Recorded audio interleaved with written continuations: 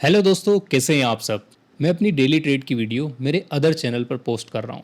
आप वहाँ जाकर मेरे डेली ट्रेड्स को देख सकते हैं। तो चलिए आ जाते हैं मुद्दे की बात पर, जिसको हम इस सीरीज़ में कवर कर रहे हैं।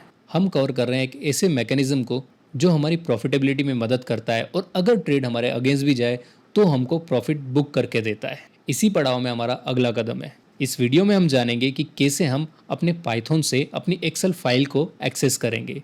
हमने अभी तक अपनी एक्सेल फाइल पहले डेवलप कर ली थी, जो कुछ इस तरीके से दिखती है। उसमें ये सारे कॉलम्स और रोज होते हैं और उसमें एक बटन है जिसको प्रेस करके आप अपना ऑर्डर प्लेस कर सकते हैं। ऑर्डर ही नहीं प्लेस करता है ये, इसके अलावा ये स्टॉप लॉस लगा देता है और उसको ट्रेल करता है।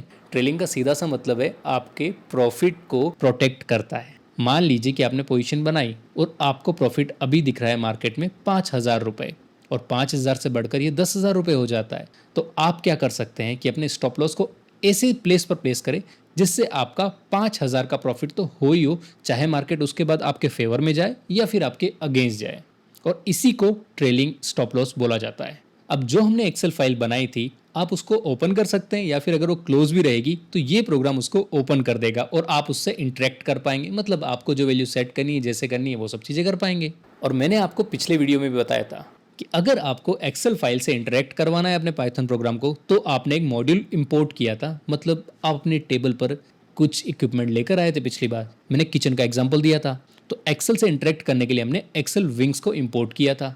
एक्सेल विंग्स का काम वो होता है कि वो एक्सेल में वो सारे ऑपरेशन परफॉर्म कर सकता है जो आप मैन्युअली एक्सेल में करते हैं। और अगर किसी को इसको इंस्टॉल करने में दिक्कत आ रही है तो आप सिंपल सा ये कमांड लिखिए, ये मॉड्यूल आपके पाइथन प्रोग्राम में इंस्टॉल हो जाएगा। सिंपल सी कमांड लाइन है, पिप इंस्टॉल एक्सेल विंग्स। अब जैसा कि मैंने बताया कि अगर आपकी एक्सेल फाइल खुली हुई है तो ये डायरेक्टली कनेक्ट हो जाएगा, और नहीं खुली हुई है तो ये पहले उसको खोलेगा और फिर उससे कनेक्ट होगा।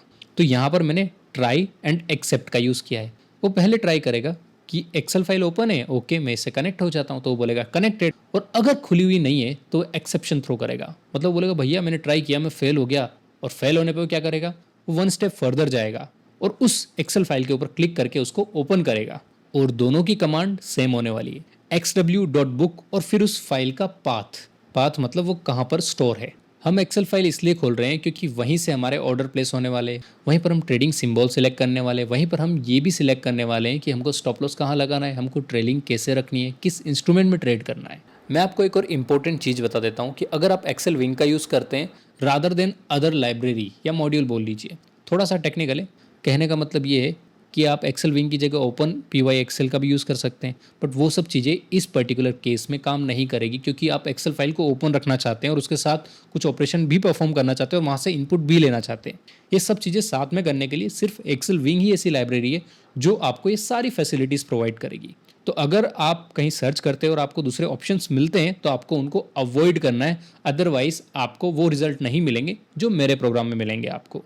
ये मैं इसलिए बता रहा हूँ कि जो भी लोग आगे जाके इस फाइल को चेंज करने वाले हैं, अपने हिसाब से कोडिंग करने वाले हैं, वो पहले ही अवेयर हो जाए और अननेसेसरी ट्राई नहीं करें। क्योंकि मैंने जो गलती करके सीखा है, मैं नहीं चाहता कि आप भी वही गलती करें। तो मैंने आपको अभी तक कहाँ तक का कोड लिखना सिखा दिया है वो आप स्क्रीन पर देख सकते हैं। ये देखिए, यहाँ से लेकर यहाँ तक का हमने इंपोर्ट करके और फिर इस फाइल का पाथ देखा था और फिर हमने इनिशियलाइजेशन किया था। तो हमने ये पहले पार्ट में हमारा कवर कर लिया था जो हम पहले अपने फ्लो चार्ट में भी बता रहे थे, और वही चीज़ मैंने आपको पिछली बार अच्छे से समझा दी थी। तो ये भी कवर हो चुका है। अब इस पार्ट में मैंने एक्सेल बुक को कैसे ओपन करना है, क्यों करना है, कैसे चेंज करना है, वो भी सिखा दिया। अब आने वाले पार्ट्स में हम देखेंगे कि इस एक्सेल शीट में जो आपने क्रेडेंशियल्स लिखे हुए हैं उनको कैसे एक्सेस करना है, उनको कैसे रीड करना है। रीड करने की ज़रूरत इसलिए पड़ेगी कि आप अगर लॉगिन करते हैं तो आपको पता है आपके यूज़र नेम एंड पासवर्ड क्या है, बट क्या प्रोग्राम को पता होगा? नहीं पता होगा ना, जब तक आप बताएंगे नहीं। बताएंगे कैसे? आपको बताने का कोई मेथड तो होता नहीं है। तो आप क्या करेंगे, एक्सेल में वो चीज़ें लिख देंगे जो अपना क्रेडेंशियल्स वाला टैब है उसके अंदर, और वहीं से ये सारी चीज़ें एक्सेस कर लेगा और वहाँ से रीड करके ब्राउज़र में जाके यूज़र नेम पासवर्ड और जो भी डालना रहता है वो डाल लेगा। अब मैंने इसमें फ्री मेथड इसलिए यूज़ किए क्योंकि बहुत सारे रिटेल ट्रेडर्स है जो नहीं चाहते कि 500 रुपये महीने का जीरोधा को दे और एक्सेस करें।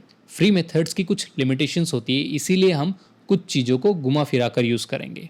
जैसे kite.quote आप नहीं यूज़ कर सकते फ्री वाली मेथड में, मतलब ENC टोकन में आपको kite.quote की फैसिलिटी नहीं मिलेगी। तो आपको अगर प्राइस एक्सेस करना हुआ तो आपको फिर वेब सॉकेट को कनेक्ट करना पड़ेगा। और लाइव डेटा लेना पड़ेगा। अब वेब सॉकेट और इन सब की जानकारी मैंने पिछली बार भी दी है और मैं आने वाले वीडियोज़ में भी दे दूंगा। बट फ्री मेथड यूज़ करना इसलिए ज़रूरी है क्योंकि हर एक रिटेल ट्रेडर के पास मनी स्पेयर करने को नहीं रहती और मैं नहीं चाहता कि मैं ये फाइनेंशियल बर्डन आपके ऊपर डालूँ। मैंने थोड़ी रिसर्च की और जो चीज़ें मुझे मिली वही चीज़ें मैं आपके सामने रख रहा हूँ ताकि आपका काम फ्री में और इफ़िशिएंटली हो पाए। अब हम ये सीख लेते हैं कि इस एक्सेल शीट से हम लोग अपने क्रेडेंशियल्स को कैसे रीड करेंगे। देखिए, मैंने बोला है ना कि एक्सेल शीट से हम रेफरेंस लेकर अपने क्रेडेंशियल्स को रीड करेंगे। क्रेडेंशियल्स में क्या आ जाता है?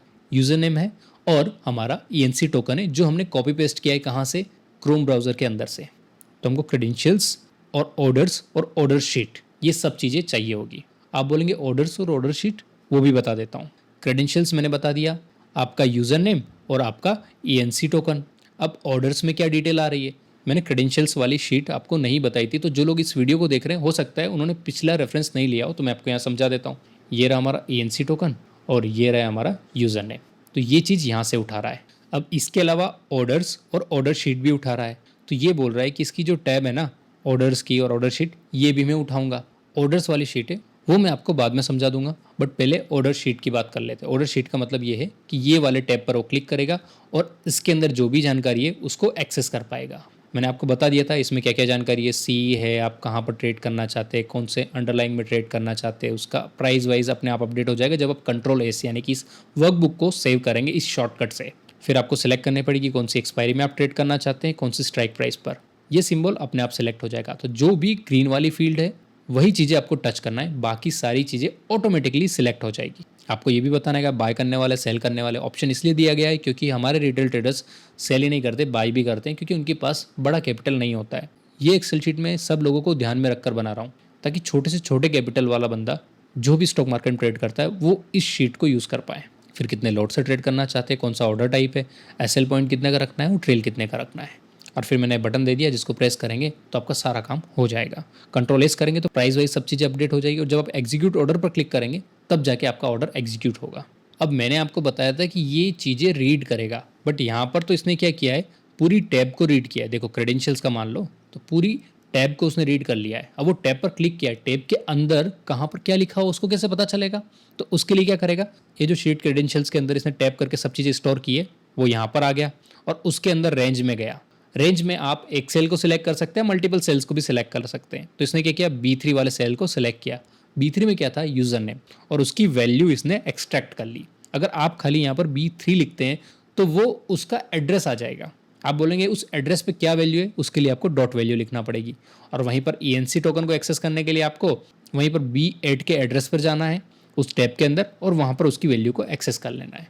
तो अभी आपने इस वीडियो में क्या सीखा कि एक्सेल को कैसे कनेक्ट करते हैं, ओपन नहीं तो ओपन कैसे करते हैं, और क्रेडेंशियल्स और जो भी टैब है उन सबको कैसे रीड करते हैं। और वो सिर्फ आप रीड कर रहे हैं तो उसका पाथ रीड कर रहे हैं, उसके अंदर की वैल्यू रीड नहीं कर रहे। वैल्यू रीड करने के लिए आपको पहले रेंज सेलेक्ट करनी पड़ेगी पर्टिकुलर सेल में जाकर और फिर डॉट वैल्यू लिखना पड़ेगा, तब जाके उस पर्टिकुलर वैल्यू को ये फेच कर पाएगा। तो ठीक है, इस वीडियो में इतना ही कवर करता हूँ। आने वाले वीडियोज़ में और डिटेल में कवर करूँगा और हम इस प्रोग्राम को पूरा करेंगे। और मैं काफ़ी बेसिक सी जानकारी ऐड कर रहा हूँ, तो हो सकता है कि कुछ लोगों को ये बोरिंग लगे, वो इसको फास्ट फॉरवर्ड करके सीख सकते हैं। Thank you guys for watching this video.